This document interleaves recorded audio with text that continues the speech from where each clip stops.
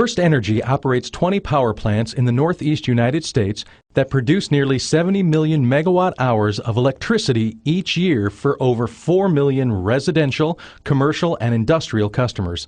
Over half of FirstEnergy's electricity is produced by using coal, compared to about 60% nationwide. Let's see how electricity is generated from coal by taking a virtual tour of a coal-fired power plant, similar to those operated by FirstEnergy. This plant has 3 generating units that produce more than 2,000 megawatts of electricity.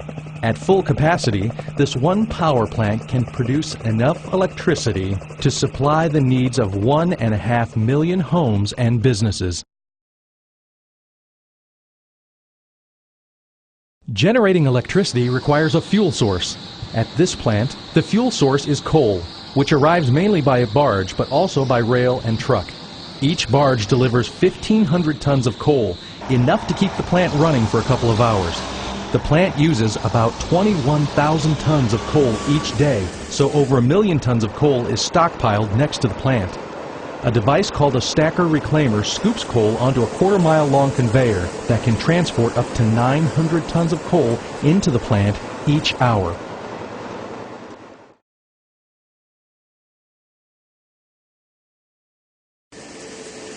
Once inside the plant, up to a 30-hour supply of coal can be stored in bunkers. Coal moves from the bunkers to feeders to be measured and moved to pulverizers. Each generating unit has 16 coal feeders that supply 8 pulverizers.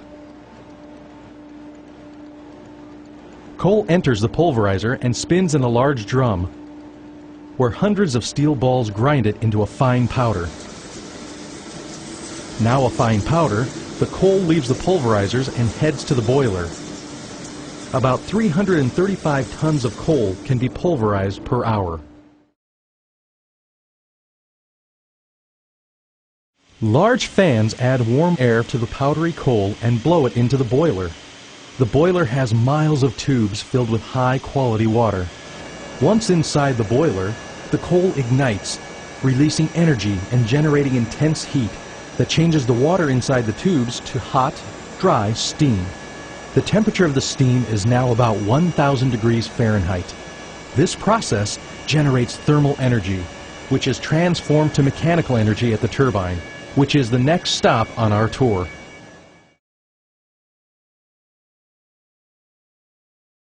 High-pressure steam, now 1,000 degrees Fahrenheit at 3,500 pounds per square inch, is piped from the boiler to the first in a series of turbines,